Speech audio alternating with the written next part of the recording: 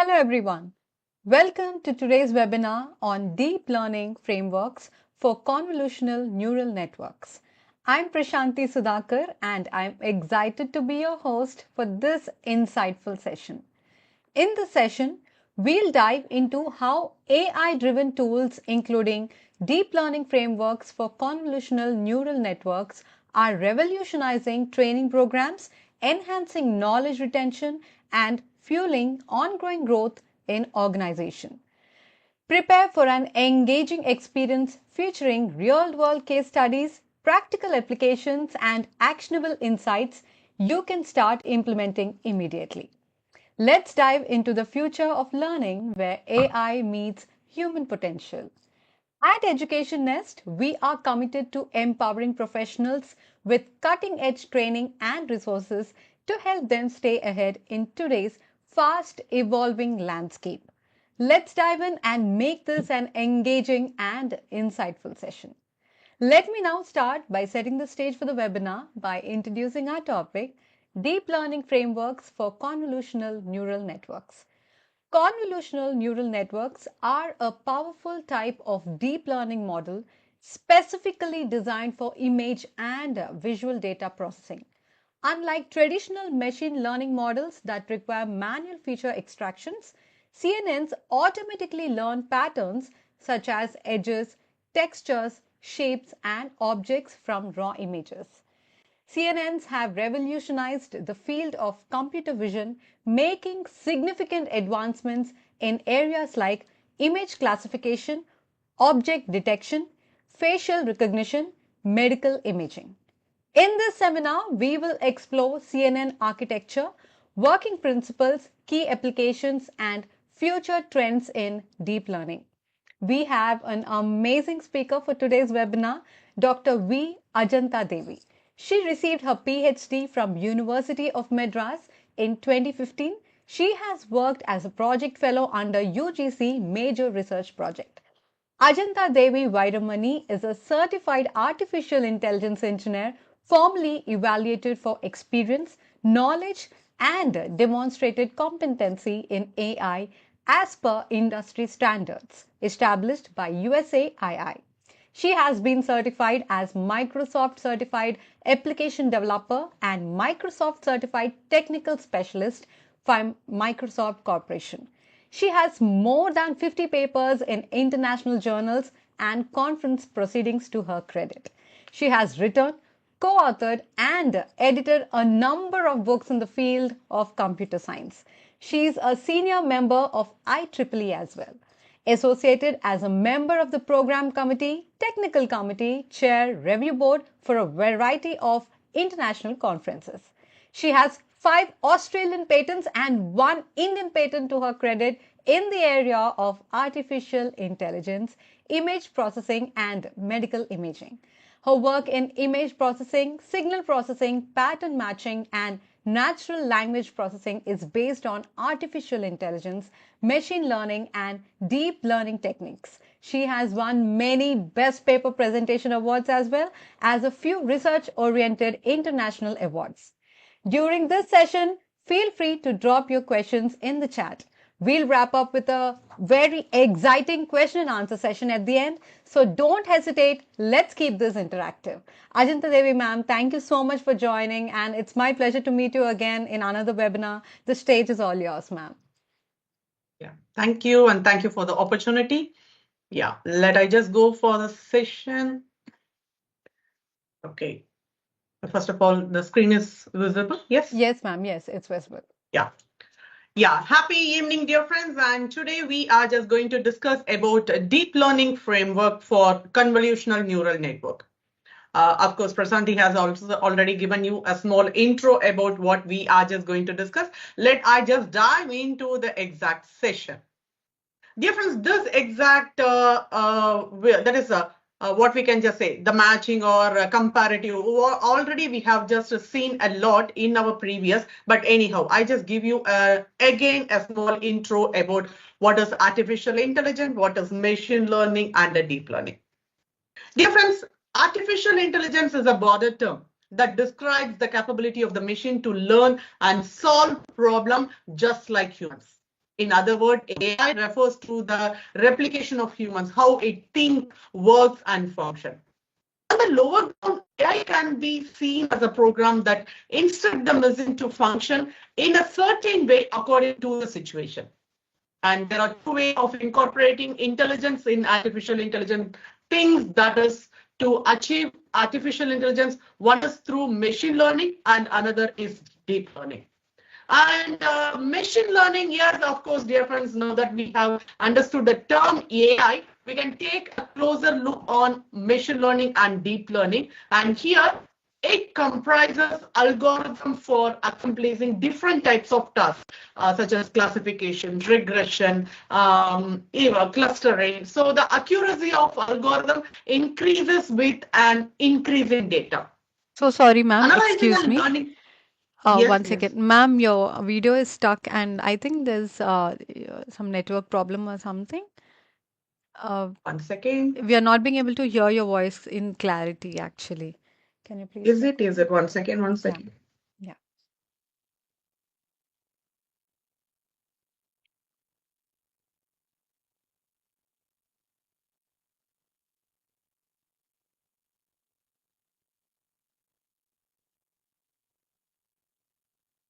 Can you speak again? I think I can see your video, but My video is visible, of course. Yeah. Am I audible now? yeah, yeah. Now it's good, ma'am. Please continue. I'm so Okay. sorry to interrupt. Yes.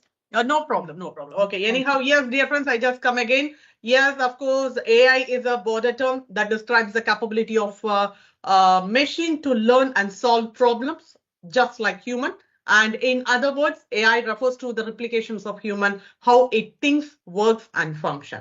And of course, machine learning comprises algorithm of accomplishing different types of tasks, such as classification, regression, or clustering. And the accuracy of algorithm increases. It is not according to increases. Of course, there would be a changes where you change the size of the data. And dear friends, analyzing and learning from data come around under the training part of the machine learning model. And during the training of the model, the objective is to minimize the loss between actual and towards the predicted value. And when coming towards the deep learning, dear friends, deep learning is an emerging field that has been in the steady use since its inception in the field in 2010. And it is based on an artificial neural network, which is nothing but a mimic of the working of a human brain. Just like machine learning model, the deep learning model requires a large amount of data to learn and make an informed decision and is therefore also considered a subset of machine learning. This is one of the reasons for the misconception that machine learning and deep learning are the same. No. However, the deep learning model is based on artificial neural network, which have the capability of solving tasks which machine learning is unable to solve. The future is driven by deep learning models. Without deep learning, Alexa or Siri or Google Voice Assistant or Google Translation, self-driving cars are not possible.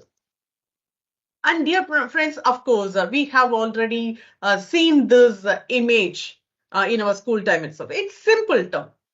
The fundamental job of the neuron is to receive and transmit impulse. That is impulse in the sense information in various parts of our own body. In a simple neuron which forges building blocks of our human neuron nerve system. By the way, there will be no single neuron. The building block generates millions and millions of neurons. Just think of the circumstance as a car accident happened in front of our flat, which our brain will think immediately or go for help if feasible to seek assistance, if not contacting that ambulance. So here, while we have seen so many neural elements, this dendrites are regarded as a signal receiver and axon as a signal transmitter. And here, of course, this is our neuron structure, which we just specify as a typical neuron. But yes, we are going to make better understanding. We are just going to have it in a signal form a neuron that passes along its axon and links or transmit to the dendrites of another neuron. And kindly just dear friends, here I'm not making it towards in depth of biological. Axon is not technically touched dendrites of another neuron. The process is called synapse for receiving and transmitting the signals. What if the concept mentioned here or artificial? What if? So here artificial neural network, there it just comes. And here with biological notation, and of course, let me just demonstrate and take a technological approach in this graphical representation. And kindly just observe, dear friends, here we just have x1, x2 and x3. And of course, till xn, is considered as multiple neurons, that is presumed to be a multiple sensory, transmitting signal to a single neuron. Okay, and let us assume a scenario for this. You are going to watch a horror movie with a friends in a theater. So there is a particular scene where the whole theater gets erupted for a horror scene, and you are having horror phobia, okay, fear of watching this. So for that scene, what you do? Assume x1, okay, eyes, x2 would be ears, and x3 would be mouth. So these are the exact input. Then what about your output B? So you will automatically close your eyes or close your ears or scream more. So in such a manner, as per to the scenario, we have terms like what would you do? So these it in the term as like weights. So here it is the input from x1, it is with the weightage of x2, and of course, even you can just say screaming. So the voice where you just scream may be louder or be lower. So that comes towards the each and everything as like a weight. And here, dear friends, weights are crucial for artificial neural network function because weight are how neural networks learn. By modifying this weight, yes, by modifying the weight, the neural network decides which signal is significant in each case and which signal is not relevant for neurons, or which signal is passed or which signal is not passed, or to which intensity signal is passed, and they are the things that can be adapted through the learning method. So like when you are training this artificial neural network, you are basically adjusting all these weights. And kindly just have a note, that's where gradient descent and back propagation comes into play. So for the same scenario, you will be having the priority, right? Which part has the highest weightage to process, or here by default, we close our eyes or we scream like that. Okay, so here with this input, there would be some output as like our response or our reaction. Now, of course, till we are not yet fully specified about artificial neural network. So kindly just observe here, dear friends, artificial neural network are created to replicate how human brain process data in computer system.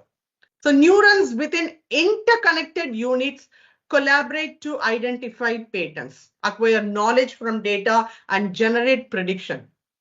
And here, artificial neural network are commonly employed in activities such as identifying images or processing language and making decisions. So like human brains, artificial neural network are made up of neurons that are connected like brain cells. So these neurons process and receive information from nearby neurons before sending it to another. And here I just to show you the exact architecture of this artificial neural network. There are three layers in our architecture. That is input layer, and here hidden layer, and the third one, it is output layer. And kindly just have a note on to the here hidden layer. Yeah, it can be one or more than that. And dear friends, a typical feed forward process information is in towards the direction where from input to the output. And again, because of numerous layers or sometimes referred to as multi-layer perceptron.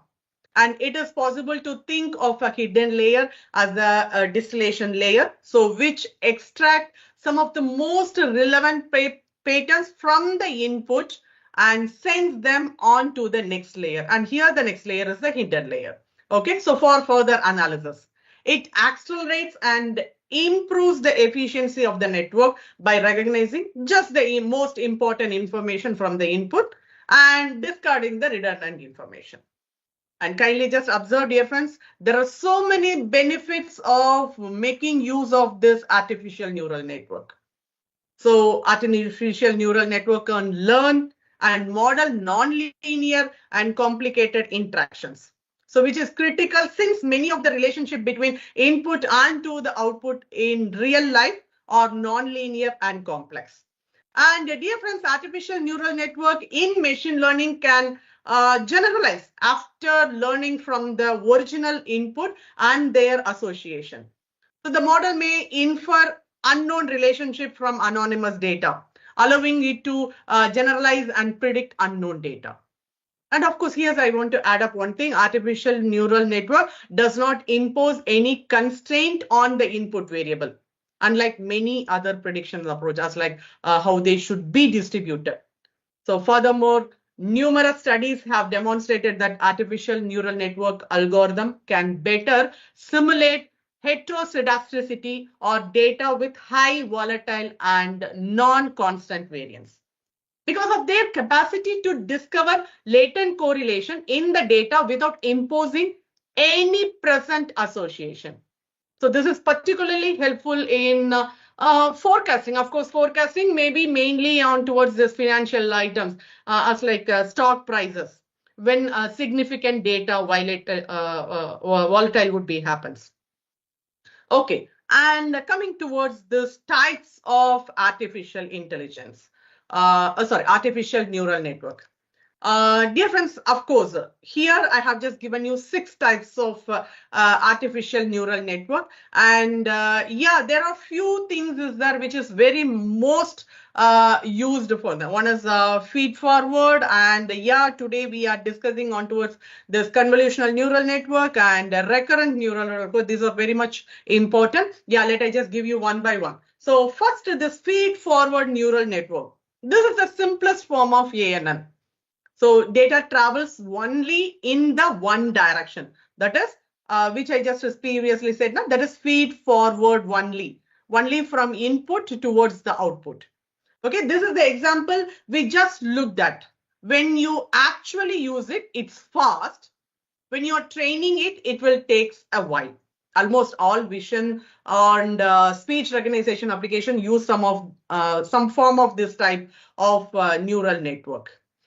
Next, it is radial basis function neural network. Dear friends, this model classifies the data point based on its distance from the center point. If you don't have training data, for an example, you will want to group things and create a center point. So the network looks for data points that are similar to each other and groups them. So here one of the application I can just say there's actually power restoration system. Of course, that would be a very much important thing. And next one, coherent self-organizing neural network. Here, dear friends, of course, vectors of random input are input to a discrete map comprised of neurons. And here vectors are also called dimensions or planes, you can just specify. And towards the application, of course, you can using it to recognize patterns in data like medical analysis. Of course, this type of neural network would be used. And what I just specified it as a recurrent neural network. Dear friends, in this type, the hidden layer saves its output to be used for future prediction. And here the output becomes part of its new input. And of course, application includes like text to speech conversion would comes under here. And when coming towards this convolutional neural network, okay, in convolutional neural network, the input features are taken in batches as if they passes through a filter. This allows the network to remember an image in parts Applications includes signal and image processing, such as facial recognition, would just comes here. Okay, last but not least, model and neural network. So this is composed of collection of different neural networks working together to get the output. And this is the cutting edge and is still in the research phase. Okay, here I just want to make you in a mathematical manner. And let me just summarize what it is, the neural network. Dear friends, signals from multiple neurons as like x1, x2, x3 and till xn. Okay, here it is x4. Let I just specify till xn along with associated weights w1, w2, w3. Of course, let I just make it xn. Here it is wn. Okay, are transmitted to the successive neurons. So here this is what the input layer. So after we are receiving this multiple signals, that is here consider it as like a neuron. So with weight associated with it, we will be summing up all the signals with weights, and that's our, here it is what it is specified as like the first step. So here we are summing it up. And of course, we are just going to pass it towards the next layer, which is the hidden layer. And dear friends, it applies to the activation function. And here that is specified as like a hidden layer. And if the neuron passes the signal, or if you are just specifying anything towards the pass or need to the pass or the signals or not, and if the neurons pass the signals, that is towards the another, and yeah, you can also have n number of hidden layers, and lastly, once after you are received with some output. And here, of course, this is also a neuron. So if the neuron passes the signal, there we just get some output and it would be resulted in the output layer. And here, dear friends, you can repeat it this one till when? Till you are satisfied with this output. And how come you just repeat it? Of course, you can just make a variation of this weight, where of course it is not in the neural network. Of course you are just going to make it into the next part of convolutional neural network. And dear friends, finally, when you just go with this neural network, yeah, it is a sequence of algorithm that imitate human brain's function to recognize connection between huge volume of data. Of course, this is the base of deep learning approach. And here I'm just specifying one important thing, activation function. And of course, here also we are having that. And what is that activation function? Actually, what the activation function do? Difference activation function is a function that is added into the artificial neural network to help the network learn complex patterns in the data. When comparing with the neuron-based model that is in our brain, the activation function is at the end deciding what is to be fired into the next neuron. It takes into the output signal from the previous cell and converts it into the some form that can be taken as the input to the next cell. It's a non-linear transformation that we do for inputs that we receive before sending them into the next layer or neurons. And kindly just have a note on, dear friends, this is activation function is also known as transfer function. So basically, activation function can be classified into as like a linear and a non-linear activation function. In simple, without activation function, the output signal will be a linear functions. And polynomial of 1 degree or as a linear regression model, this can be. But they have less power to learn the complex functional mapping from the data. And here activation function captures a non-linear relationship between the input and also converts the input to a useful output. But our brain functions non-linear for complex calculation, robustness, and high parallelism, ability to handle imprecision and fuzzy information. So for this to mimic, we need activation function. to work in a complicated, high dimensional and non-linear large data set. That is what the main thing, large data set, and that has complicated architecture. Here I just want to specify, of course, previously I just go towards the previous slide. See, kindly just observe, this is X1 and the product of X1 and W1, that is weight 1. We are summing every inputs. So here, of course, what is X? Here, the X, it would be weight plus input. And of course, here we are not ending, we are adding with the bias.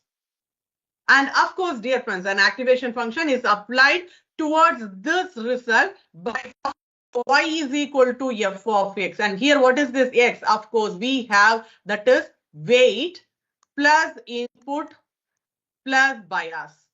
And how many weights or how many inputs? Of course, we have n number. So we have to sum 8 and sum of these activation with weight and towards the product towards input and adding towards the bias, that we just get it in our output layer. So finally, the output from the activation function moves to the next hidden layer and same process is repeated. So this forward movement of information is known as forward propagation. And what if the output generated is far away from the actual value? So using the output from the forward propagation, error is calculated. So based on this error value, the weight and bias of the neurons are updated. So there would be a repetition here. I just already specified, which we just say it as a backward propagation. Let I just come it into the further slides. Okay, here, of course, dear friends, we have so many activation functions is there. The first one, let me just go with the sigmoid function. The sigmoid function is used when the model is predicting probability. Next, the threshold function. So the threshold function is used when you don't want to worry about the uncertainty in the middle. So there you can just make use of this threshold function. And very much important towards this ReLU function. So ReLU, actually, it is a rectified linear unity. So this exact function gives the value, but says if it's over 1, then it would be just 1. If it is less than 0, it would be 0. So the ReLU function is most commonly used these days. And next, it is all about the hyperbolic tangent function. So hyperbolic tangent function is similar to the sigmoid function, but has a range of -1 to 1. Okay, let I just show you a small thing. I just want to show you a code where you can have a look onto what is an activation function. Hope I think you are able to see my code. Yes, yes. Okay. So yes, dear friends. Visible. Yeah, thank you, Prashant. Yes. So yes. So here, just I go with a small each and every description step by step. So the first thing, what I have just given is the required libraries. One is as NumPy. You have to make a numerical component, and towards the matplotlib, I'm just giving here to show you a graphical output. So I have just used this. And next, of course, I want to give or define an x-axis value. And here I created an array and of values ranging from -5 to 5 with a step of 0.01 to get a smooth curve. So let I execute this. Excuse me. Okay. Now next here, of course, here I have just given you a small function to plot the exact output. So I have named it as a plot. And what is the white limit? And towards the locator. And kindly just to see here, this is what the function is responsible for plotting activation function. And I have just given the x-ticks and y-ticks with a font size, specified font size, and the locator param with the 5 bins. And of course, I just need a horizontal and vertical line in a black color. But when I'm just plotting it in a grid, I need it to be in a red color to show you in elegant manner. Okay, and let I just execute this function. So here it ensure a consistent size across all the plots. So I have created this plot, and wherever needed towards this plot, I am just going to call this function.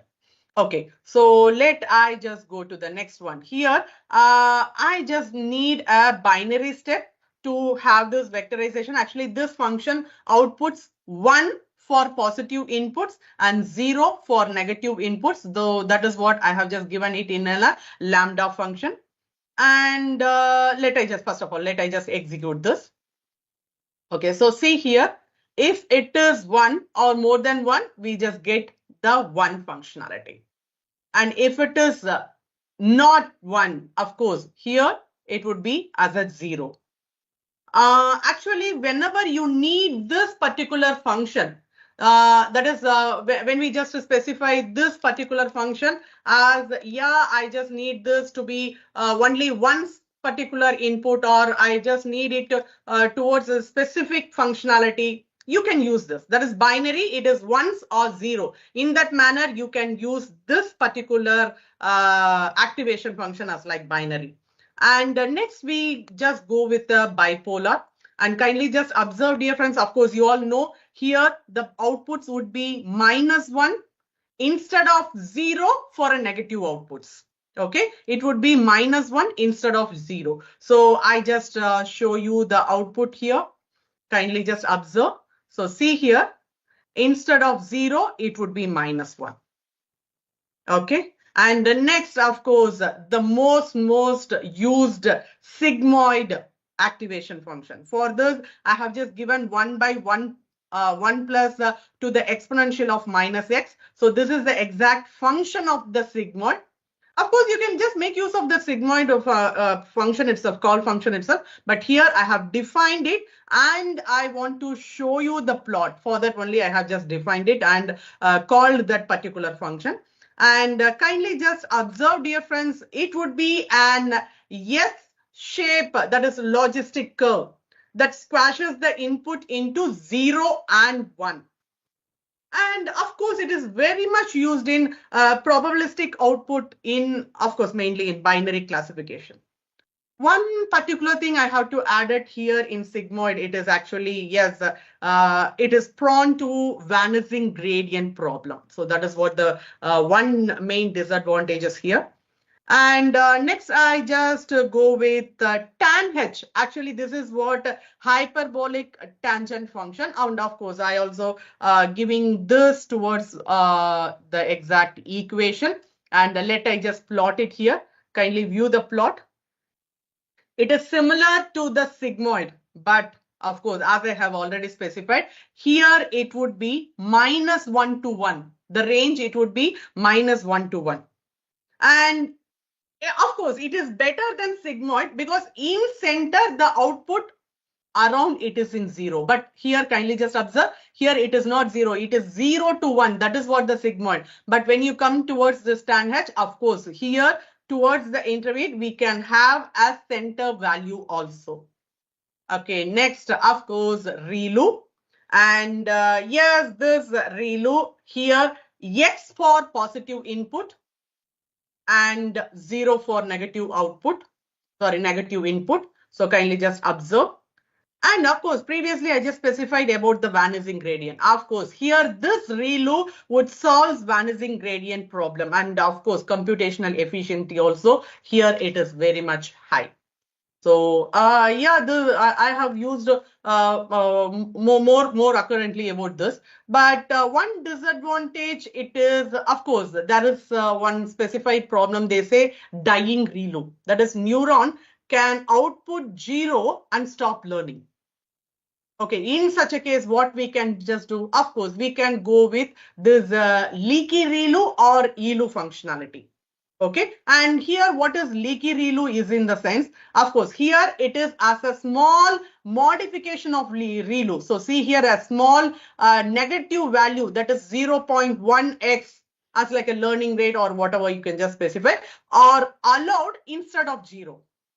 Okay, and of course the main advantages here, it is used to prevent the dying ReLU problem. So that is it specified as a leaky ReLU. And one more thing also we can use related with this dying ReLU, that is exponential linear unit, which we just shortly specify as ELU.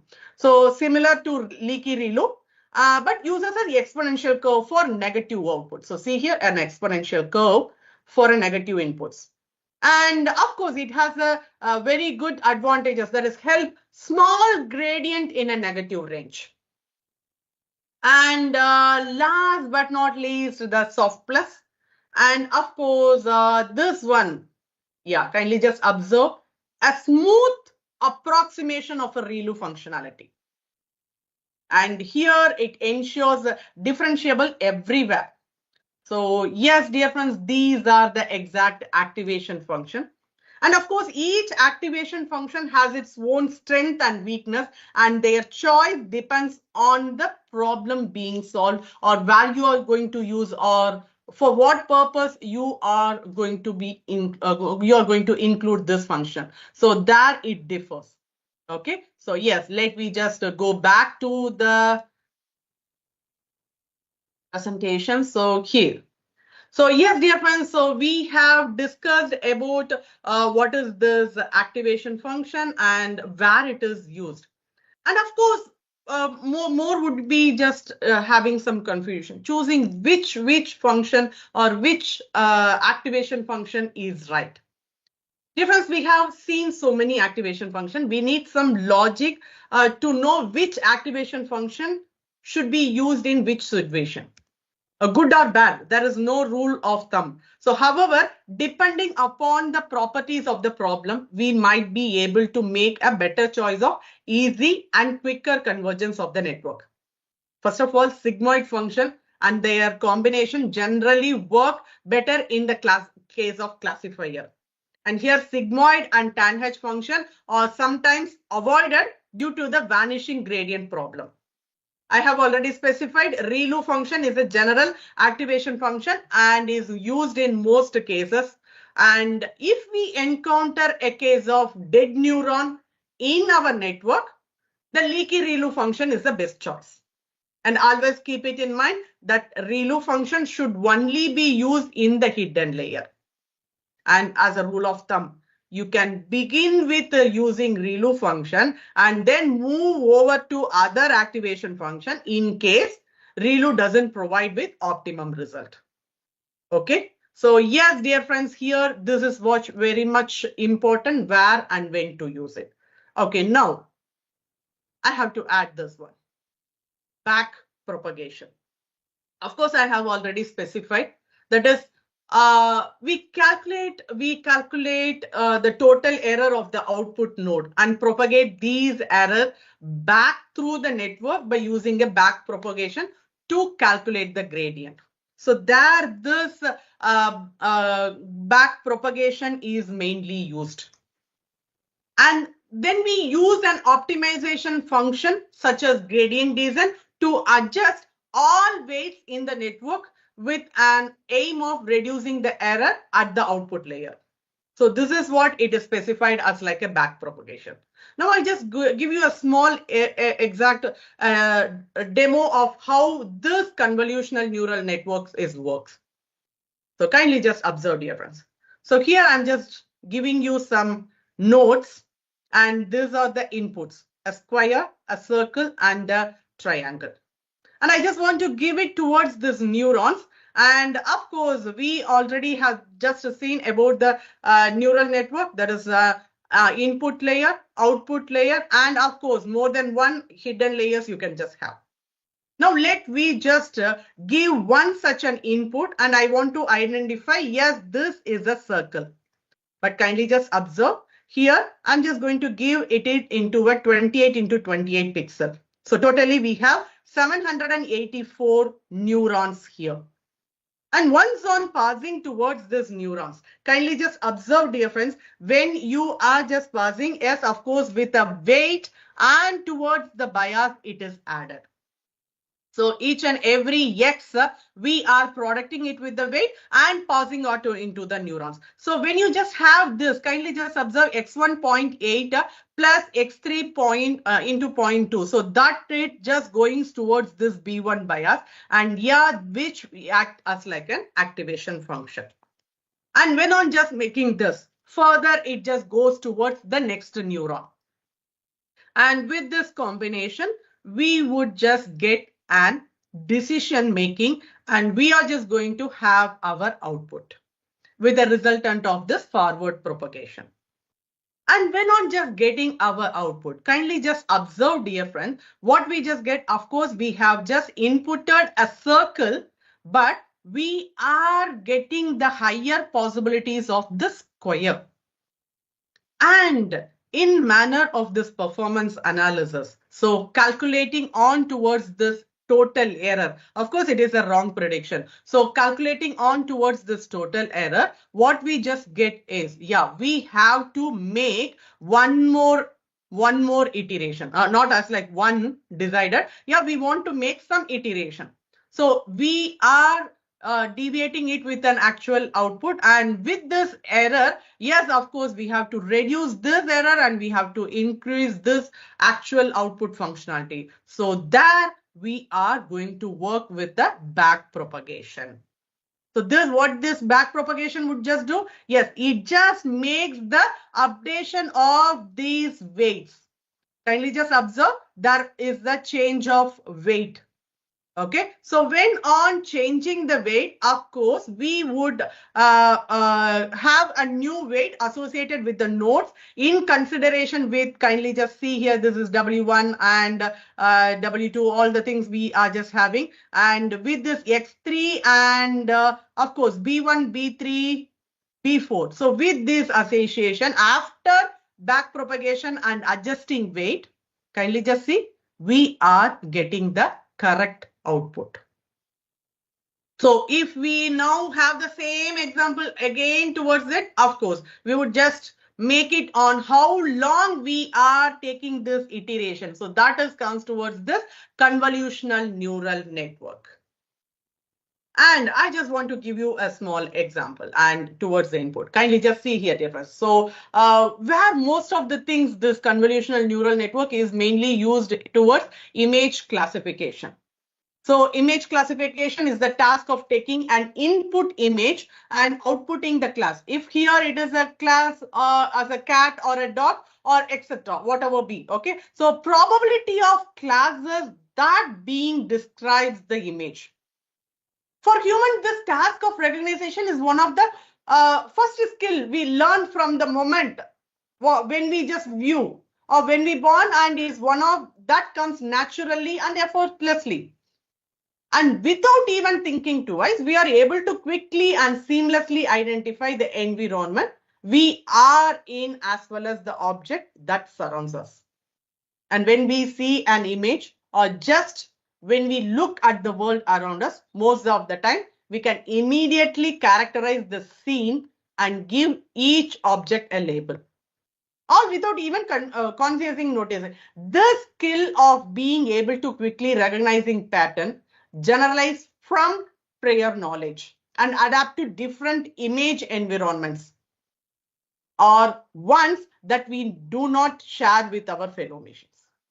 But here, how this computer see, actually what it is here, of course, when a computer see as an image, it takes image as an input. It will see as array of pixel values depending on the resolution, the size of the image. And kindly just see here, previous we just seen 28 into 28, and here it would be as like a 32 into 32. That is array of numbers. And here the thing you can also just specify 32 into 32 into 3. What is this 3 refers to? Actually, this 3 refers to, it is the RGB value. So just to drive home the point, let's say we have a color image in JPG form. So that is what here the computer understands. So the idea is that you give the computer this array of number and it will output numbers that describe the probability of image being a certain class. Here what it is, of course, it is a dog. So what it would be, of course, 80% of the thing, it would be dog.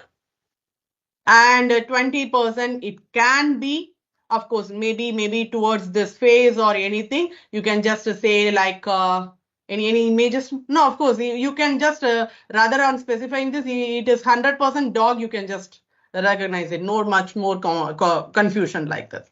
Okay, fine. So when on taking towards this, dear friends, kindly just observe again, I just let you know here the input image, the CNN inputs image is represented by the input layer, and the input layer includes 3 channels which correspond to red, green and blue channels respectively that are displayed in this. Okay, so here we are just taking it as like a RGB image as our input. So the CNN being by taking an input image which is represented as like a grid of pixel value. And here each pixel typically corresponds to the intensity or color of a specific location in the image. And next it passes towards the convolutional neural network, that is convolutional layer. So these layers apply a set of learnable filter, which is also specified as like kernels. The kernels to the input image. So each filter is convolved with the input image to produce a feature map, also known as activation map. So each feature map highlights different patterns or features in the input image. So convolutional layer learn to detect various low-level features such as like anything edges or textures or color gradient.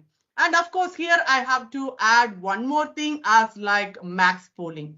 So this pooling layer are intercepted with convolutional layer to downsample the future map. So reducing their spatial dimension while retaining the most important information. And here common pooling operations include as like max pooling or average pooling, so which aggregate information from small local region of the future map. And of course, here you can have n number of hidden, as I have already specified, so multiple layer. So the future map produced by the initial convolutional and pooling layer are passed through additional layer of the same type. Each subsequent layer learns increasingly abstract and complex features by building upon the represented layer, that is by the earlier layers.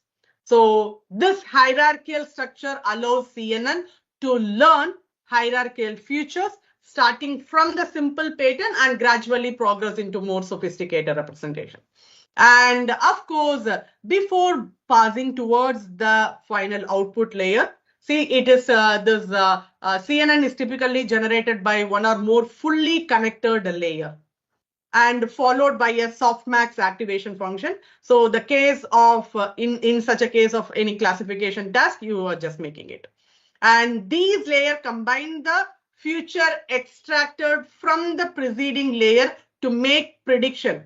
For an example, if we just go for a classification task, the output layer presented predict class labels or probability score for each class. So indicating the likelihood of the input image being belonging to each classes.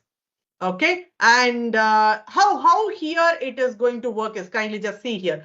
Here I just given an example of a convolutional neural network that here imagine there is an image of here a bird and you want to identify whether it's a really a bird or some other object. Okay, and for optional I have just given a dog and cat here. Okay, or you want to identify whether it's a really a bird or anything. Okay, the first thing you do is feed the pixel of the image in the form of array to the input layer of the neural network. And yes, here we have a multi-layer network used to classify things. So the hidden layer carry out future extraction by performing different calculation and manipulation. There are multiple hidden layers like convolutional layer or ReLU layer, pooling layer that perform future extraction from the image. And finally, there is a fully connected layer that is identifies the object in the image. And dear friends, when on just making this convolutional neural network, a feed-forward neural network that is generally used to analyze visual images by processing data with grid-like topology. It is also known as like convnet. So convolutional neural network is used to detect and classify objects in an image. Dear friends, here I just give you a small thing. So if I just let understand the convolutional operation with a two matrix. Here, if it is very maybe complicated or anything as like a different thing. So let I just give you a simple. So let we have A is equal to 5, 3, 7, 5, 9 and 7. So this is A. And when I just go with this B, let we take like this. Okay, I just want to product A and the B. So the convolutional operations, the array would just multiple A and towards the product of the B. See here, dear friends, the first three elements of matrix A is multiplied with the element of matrix B. And the product is summed to get the result. And next, the three elements from the matrix A are multiplied by the matrix. And the product again it is summed up. So the process continues until the convolutional operation till it ends. So that is what it just gives here towards the output. And how the exact layer it would be. So the layer of convolutional. So here when you just see here what it is, of course, from this input image, okay, from this input image, we are extracting the features. And kindly just observe, dear friends, this convolutional neural network has multiple hidden layers that help in extracting information from an image. And the main functionality which I have already specified is convolutional layer, ReLU layer, pooling layer or fully connected layer. And of course, we had added with the activation function. And lastly, towards the output, we need a flatten to make it as like a single array. So all this combines. And here, this is the exact first step in process of extracting the valuable features from an image.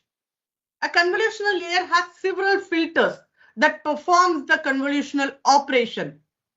Every image is considered as like a matrix of pixel value. So let me just consider if this is as like a 5 into 5 an image. So whose pixel values are either 0 or 1, anything, okay? But here I'm just saying it is actually a colored.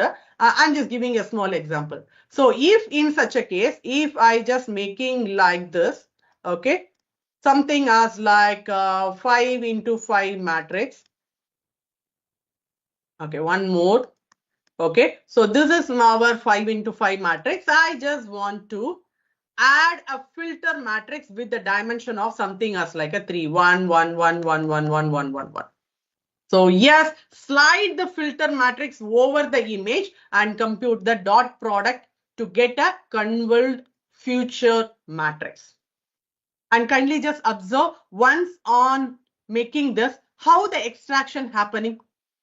It just goes on passing it by. It just passes it and identify the features. So from this input feature, it is rectified and it just giving something that is non-negative. Okay. And when on passing towards the layer, that is matrix layer, I have already specified, we are passing it by a pooling. And of course, you can use max pooling or average pooling. When you take towards the max pooling, of course, what is the maximum among this? 6 is the maximum. So I'm taking this. What is the maximum here? 4. So I'm taking the maximum. And 8 is the maximum here and 7 is the maximum here. So with this maximum of this matrix, I'm just making, that is once the future maps are extracted, the next step is to move them to a ReLU layer. What this ReLU does? The ReLU performs an element-wise operation and sets all the negative pixel to 0. And kindly just observe here. Here it is only negative. And once after that, we are having a rectified feature map. And towards this pooling, of course, pooling is a downsampling operation that reduces the dimensionality of the feature map. So here we have 4 into 4, which is reduced towards 2 into 2. So here the rectified feature map now goes through a pooling layer to generate a pooled feature map. And the pooling layer uses various filters to identify different parts of images as like edges or corners or any bodies, or here it is as like feathers or eyes or beak, like that. Particular towards that region, you can just apply the filters. And here how the exact structure of convolutional network would looks as like. So here we are having our input and towards the convolutional, and as I have already specified, we are applying ReLU, and towards the pooling, we are getting this output, that is pooled feature. And once after, the next step, it is to process called a flattening. See, flattening is used to convert all the resultant two-dimensional array from pooled feature map into a single long continuous linear vector. And towards this, we are having this as like a continuous linear vector. For that, we are using this flattening functionality. And the flattened matrix is fed as input to a fully connected layer for what? To identify or to classify the image. And of course, here how exactly the convolutional neural network recognize a bird. So the big pixel from the image are fed to the convolutional layer that performs the convolutional operation. And it results in a convolved map. And convolved map is applied to a ReLU. I just specified. So convolved map and convolved map to ReLU function to rectify, to generate a rectified feature map. And next, the image is processed with multiple convolutional and ReLU layer for locating particular feature. So for that, we are making use of pooling layers. So with various filters are used to identify anything as like a specific part of the image. And here, pooled feature map is now made towards the flattened and fed to this fully connected layer to get the exact output. And kindly just observe, dear friends, whenever you are just making this, make use of this activation layer. Activation layer introduce non-linearity into the network by applying an activation function to the output of the previous layer. This is crucial for the network to learn complex pattern. Common activation functions such as we have discussed, ReLU or leaky ReLU, tanh, that transforms the input while keeping the output size unchanged. That is the main thing. And towards the flattening, of course, the convolutional, after the convolutional and pooling operation, the feature map still exists in a multi-dimensional format. So flattening converts this feature map into one-dimensional vector. So this process is essential because it prepares the data to be passed into a fully connected layer for classification or regression task. Okay, so let I just give you one more demo of an identifying. One second.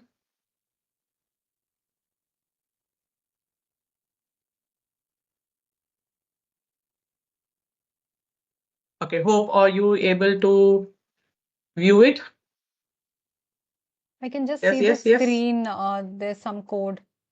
Okay. So first of all, let I just connect it. There's some code. I can just see that. Okay, so here, are you able to see the dog versus cat CNN? No? Yeah, yeah. Dog versus cat, and I can see a code. Yeah, fine, that's all. Okay, and I just include some files here. One second. Okay. So here I just want to make you a small thing. Actually, dear friends, here I just made use of this Kaggle API. to download a data set. Okay, so let I just have the setup Kaggle API to download it. And of course, here I just use it for making the Kaggle API to download dataset of dog versus cat from the Kaggle. Okay, this one. And kindly just observe here. Once on downloading, we just get a zip file. Okay, so we are getting a zip file here. And yeah, I have to extract the data from this zip file. And of course, by using the zip file module to extract the data set, I'm just using this import zip file.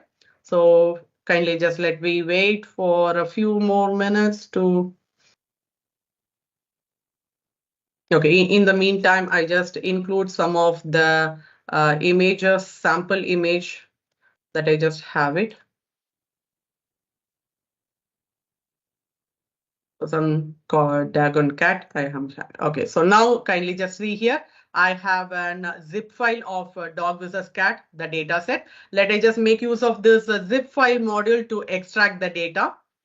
And observe here, we would get an extracted folder. Yes, kindly see here. We would have an extracted folder. Okay, done. Fine. So now let we just have this. So import a TensorFlow here. We are just going to prepare and prepare this training and validating data. So here I'm just making use of TensorFlow and Keras for deep learning. And I just need some layers for CNN. So here I'm just including a convolutional 2D and max pooling for pooling layer, flatten to convert the future to 1D. And here I have just used a dense for fully connected layer. And kindly just make use of, dear friends, here I have used back normalization for normalizing the activation. And here dropouts to reduce the overfitting. So let I just execute this. Okay, done. Yes. And observe, dear friends, in this dog versus cat, kindly just to see here, we have test and train, two folders is there. Okay, so we want to load that images from this train data and test data automatically. So that is inferable labels from this subdirectory which we just have dogs and cats. Okay, so let I just execute and kindly just see here the image size here we are having 256 into 256 with a resolution, and we are taking a batch size of 32. Okay, so grouping the images into a batch of 32 images. So here, of course, we found 2000 files belonging to two classes. One is for training data, and for test data, we have 5000 files. Okay, now let me just make use of this normalize. So normalizing the image data. So here, yes, we are going to have, kindly just observe here, this exact converts pixel value from 0 to 255 to a normalizing. To a normalizing in the sense, wherever it is 0, of course, it would be the same 0, but wherever it is 255, it has to be as 1. So 0 to 255, now it is going to be as like a 0 to 1. Okay, so that is what the normalization. So applying this exact process function to normalize, of course, we are going to normalize the training and validation data. Done? Okay. Now kindly just observe, we are having a convolutional neural model. So here, yes, we are having initializing a sequential model. And next, of course, we have added a pooling functionality. And kindly just observe, dear friends, 32 filters of 3 into 3 size, that is kernel size, it is 3 into 3 with a ReLU activation function. And of course, max pooling of 2 into 2. Okay, so max pooling of 2 into 2. So this is used to reduce the spatial dimension. So how many we have? Of course, this is the first convolutional layer. Okay, so this 3 is the convolutional layer, and here we have a second convolutional layer, And next, of course, we have made use of a fully connected layer. Okay, so this we have a fully connected layer and flatten the output for fully connected layer. And here dense layer, so dense layer with 128 neurons and with a ReLU activation function. And of course, dear friends, we have used batch normalization and dropout to prevent overfitting. Another dense layer with 64 neurons we have included. And kindly just see here, each and every time it would be varied. Okay, and next we made use of sigmoid activation function. Actually, it is a binary classification, that is 0 or 1, for 0 for cat and 1 for dog. That is what the thing. So for that we used this sigmoid function, and let I execute this. Of course, done. And to have a summary, kindly just observe. So we have made it compiled and we created this one. Okay, so on compiling, kindly just observe, we have an ADAM optimizer, that is to adaptive learning rate. And here binary cross entropy, that is suitable for binary classification. Of course, if it is not binary, you can just go for sparse cross entropy. And here we have made use of an accuracy metrics as like our to track our model performance. Okay, and kindly just observe, let I just have use of this epoch. And for you information, dear friends, here I have just given one epoch to just have one iterations alone, okay, to evaluate. Even if you want to train more, yes, you can increase the epoch. And of course, here I have just connected GPU. I think so I can also make use of two epoch. Let me just wait. I show you after one epoch what happens, after two epoch what it happens. Okay. So more the training, more the performance, increasing the performance. That's what we can say. Okay. So kindly just observe. So 625 images we have. So yes, it is nearing. Yes, yes. Okay, it's done. So kindly just observe and have a look on towards here. We have 65% of our accuracy. Okay, now let I just vary this to 2 and again execute.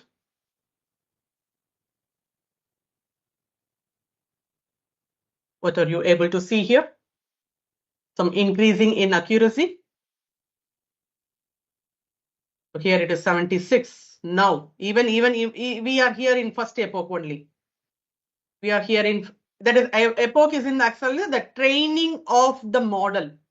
Okay, how you are training, how many epochs. Of course, here minimum we would just to have a sample or to have an just to have an hands-on, we would just give 3 to 5 epoch. As here, I just thought of it would take a lot, but using this GPU, of course, it is getting a faster one.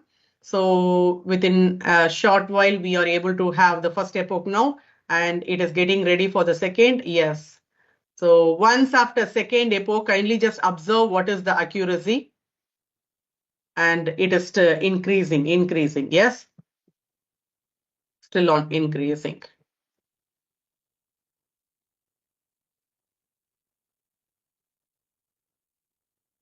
Okay, so we are having a good accuracy once after on increased epoch. Okay.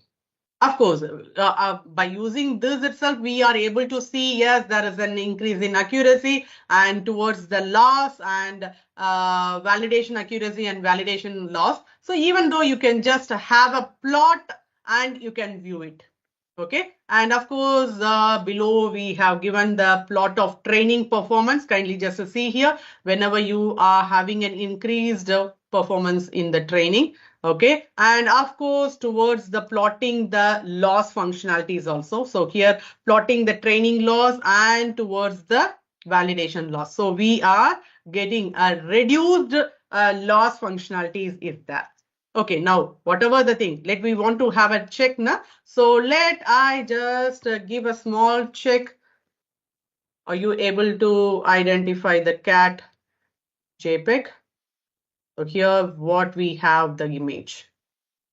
So it is the one we are able to predict it.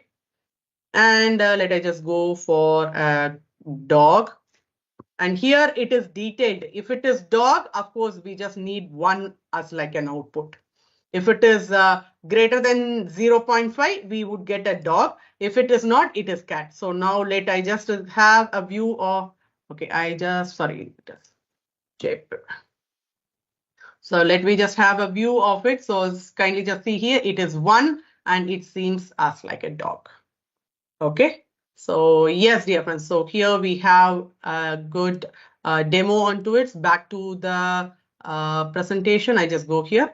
So here I just want to give you a small slides of what are all the applications of convolutional network till we are having. Of course, there are so many things are there. Only few I have just given here as like image classification, object detection, or image segmentation, video analysis. Even if we just get in towards this each and every topic, of course, it takes late. So let I just give you a small glimpse of this. So multiple label classification, it is one among the thing. Now it is very much trendy. And so here you can have a labels, multiple labels as like blue jean, blue dress, here also black jean, and blue shirt, red dress, red shirt, like this. So when you have a multiple labels, of course, kindly just see here, not only labels here, it is also meant towards the class functionalities also. Okay, so there here you can make use of multiple label classification. And this CNN, it is very much important and mostly used in medical computer vision.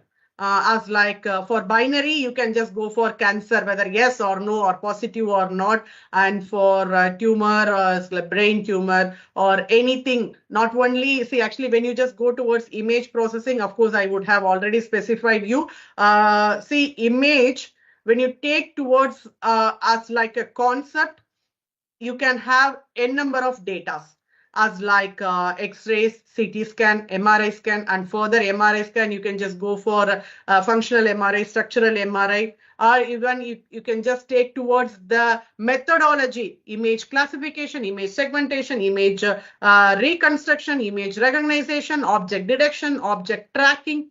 So many things are there. Of course, segment, instant segment. So there are n numerous things are there when you go with an image processing. And one among the most used past things is COVID, whether mask is yes or no. This is also an binary classification functionality. And towards this, one more thing as like social distancing.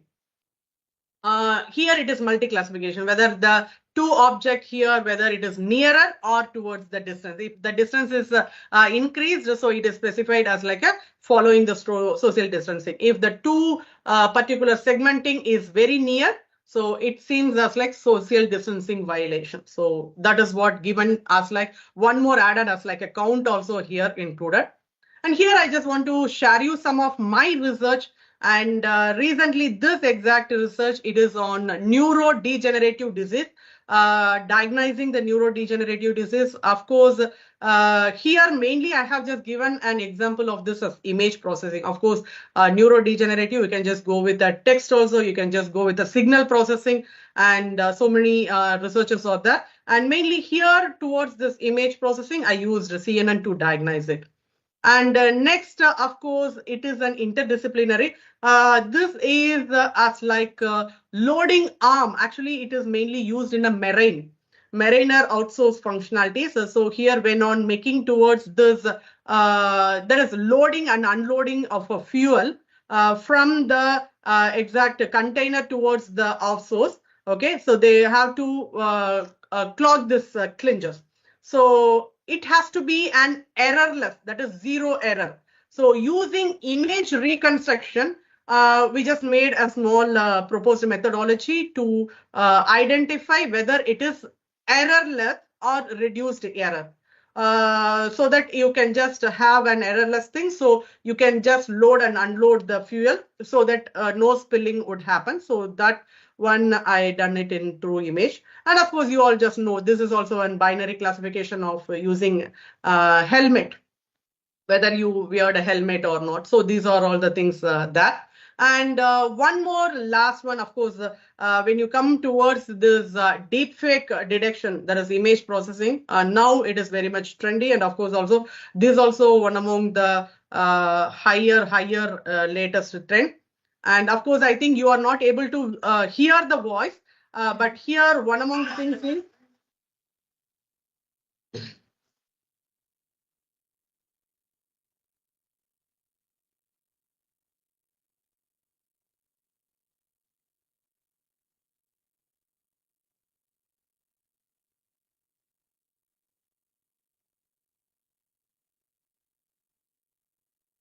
okay, so what is the thing is actually here it is creation or generation of a deep fake video that is with a single image, combining that is a deep faking with an video. Okay, so rather than generating detection, it is very much important and it is very much tough. And currently we are in research with that. Okay, and of course, dear friends, I think I have just shared you an enormous information on convolutional neural network. And here it is not towards an end. Of course, there are so many things are there. You can just differ with the data set. You can just differ with methodology, and even varying the activation function, the performance of the output would varies. Okay, and yes, dear friends, if you have any research oriented or research collaborative ideas or the things, you can just contact with them. And of course, this one, whenever you are need a complete solution, of course, contact this education nets. It's really an amazing platform. So, and I really thank for this opportunity. And Prashanti, it's over to you. Thank you, ma'am. Thank you so much. That was incredibly an insightful session. A huge thank you to Anjana Devi, ma'am, for sharing such valuable knowledge with us. And now it's time for the most exciting part of the webinar, question and answer session. And I'm very sure that many of our attendees are waiting for this part because it's very exciting. And we have so much of love and so many questions from the attendees, ma'am. So considering the time, we will be going with a few questions from the audience. So let's get started without any delay.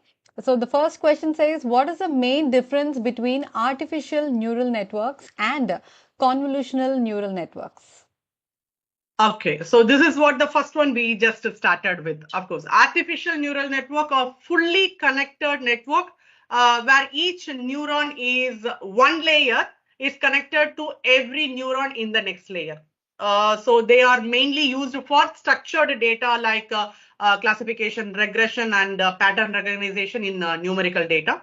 When coming towards this convolutional neural network, which are specifically designed for image and spatial data processing.